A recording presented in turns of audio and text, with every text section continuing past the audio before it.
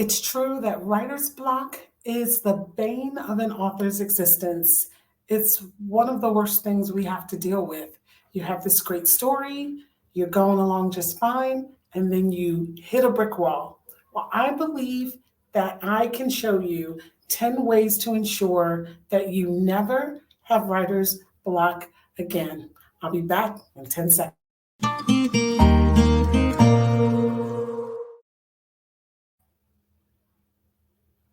So, writer's block is common. Everybody goes through it at some point or another. However, there is a way to ensure that you break through that stagnant energy that's caused by writer's block. So, I'm going to give you my top 10, and I'm going to go from number 10 to number one. All right. The first thing may seem very simple, but it's meditation. And I believe that just a short meditation, I'm talking about 5 minutes, 4 minutes, 3 minute meditation, time of stillness and quiet can break that blockage and allow that energy to flow again and allow you to get back into the story. Now, number 10 goes very closely with number 9, which is deep breathing. Now, you may scoff at this, but the brain requires large stores of oxygen. In fact, the brain's using as much oxygen as any of the other vital organs in the body. And so deep breathing helps to stimulate the brain, helps to free that block that you're feeling. Deep breathing, I would close your eyes and breathe in deeply each time, a little more than the time before. So if you breathe in for a count of 3, breathe out for a count of 3, breathe in for a count of 4, breathe out for a count of 4. Keep increasing that as long as you can safely until you feel kind of that tingle all over. And you'll know that you've sort of returned to that flow state of energy. The next one is to just walk. Walking, again, is akin to number 9, akin to breathing, because you do breathe more deeply when you walk, you breathe more vigorously, and you're breathing fresh air. The air inside our homes, I cannot begin to tell you. I wrote a book for a client, a PhD, who was studying air quality inside the home. It's pretty awful. And if you're concerned about the environment and the state of the air, then you should know that the air in your home, unless you're surrounded by a lot of plants, is very stagnant air. So getting out into the sunshine, letting that vitamin D sort of seep into the body and breathing in fresh, clean air can relieve writer's block. It really can. The next one, you're going to laugh, but Tetris. So there was a Tetris study done to determine how Tetris stimulates the brain. And it was found that people who played Tetris and similar video games were able to re-stimulate their creativity.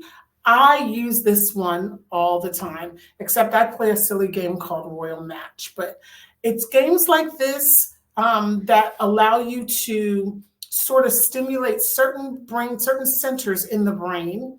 And you can't play for a long period of time, but by playing Tetris or similar games, you are able to break through that creativity barrier. Now, this is proven by the National Institute of Health. If you think that I'm joking, the National Institute of Health said that kids who play video games 3 hours per day have better brain function. So all of this time as a mom, I've been telling my teenagers to stop playing video games. Well, turns out the video games are helping to make them smarter.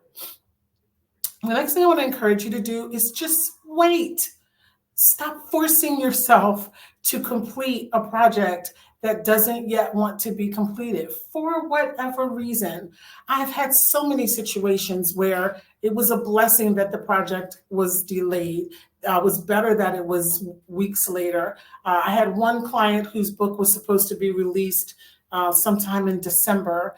And there were a few delays with editing and other things, that were out of our control. And unfortunately, the project was delayed until April. Well, it turns out in December, She had a close family member pass away. She would not have been able to do anything, her book launch party, marketing, anything. You just never know what life is saving you from. As the old saying goes, you don't know what worse luck your bad luck has saved you from. So just wait. Sometimes just putting the book away for a day, 2 days, 3 days, no more than a week. Just set it aside and come back to it, and you will find that there is more freedom in your writing. I love this next one. Ask a friend. I actually run a couple of authors clubs, and if you need advice on your book, you might consider joining an authors club. At the very least, having another author friend read the book with you and ask you or talk to you about where you think the book might go next. And you might be surprised, they may have very good ideas. I find authors to be extremely protective of their books, and that's a mistake, worrying about someone stealing your great idea. That has not happened that I know of in the many, many years I've been doing this. And I'm sure it's happened somewhere to somebody, but it's not prevalent. In general, authors respect each other's rights. And so I encourage you to consider going ahead and letting somebody take a look at your book. Next, now this is a big one. Ask the characters. Yeah, this is huge. Talk to your characters if you're writing a novel and ask them, what do you want to do next? Where do you want to go? Who do you want to meet? What do you need? What's motivating you? Why are you angry? What is your quest? What do you fear? What do you love? Asking your characters these questions as the author is so powerful because they answer them. Your characters talk to you. They really do, if you give them the opportunity to. The next one is a big one, and you may not believe this, so I got some heavy guns to back me up that this is true. Ask the muses. Where do your great ideas come from? Do they come from inside of you, or do they come from somewhere outside of you? Is it a combination of both? Have you ever thought about that? You're just sitting there, whatever, folding laundry or writing a letter or paying a bill, and all of a sudden this great idea comes to you.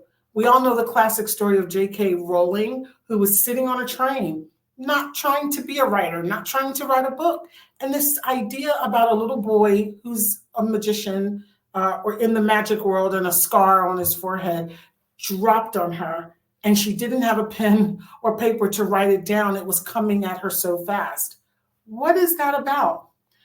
You all know Elizabeth Gilbert. She's the author of Eat, Pray, Love, the book that spent 200 weeks on the New York Times bestseller list. Elizabeth Gilbert talks about these muses that dropped on her and told her how to write the book, how to finish the story, even how to live the story. Because if you recall, Eat, Pray, Love is really her life story. Here's what she said. Greeks would call it the muse. The Romans call it ingenium, the genius. In our day, we say a person is a genius. But way back when, in Roman times and Greek times, they said the person has a genius, that you actually have this little angel, this little force, this little muse sitting on your shoulder, giving you ideas. That's amazing. It's a separation. So the creative person has a genius. That is really powerful. So ask the muses to give you the rest of the book. Talk to them. Sweet talk them. I do. I sweet talk my muses. I tell them how wonderful they are, how creative they are, and it never fails. They always take me right through the writer's block. Number 2 is a little more practical. Plan it, don't pants it. So many writers have writer's block because they have no outline, they have no character development, they have no setting, they don't have the groundwork laid to ensure that their story is ready for writing. So stop pantsing it. If you suffer from writer's block ever, you should, take that as a hint to never pants it again. Always plan it, and then you know exactly where you're going. Last but not least, my number 1 tip for breaking writer's block is to read. This one never fails. Stop and read something amazing. And I put together a little list for you of some great things that you can read that will help you break through the writer's block, like Fellowship of the Ring. Awesome, awesome book. Beloved is a great book. Little Women, Louisa May Alcott, right? That's a great one. Slaughterhouse Five, The Alchemist. Oh, The Alchemist. Amazing reading. 100 Years of Solitude. If you haven't read that one, it's a great one. The Hate You Give by Angie Thomas. On Earth, We're Briefly Gorgeous.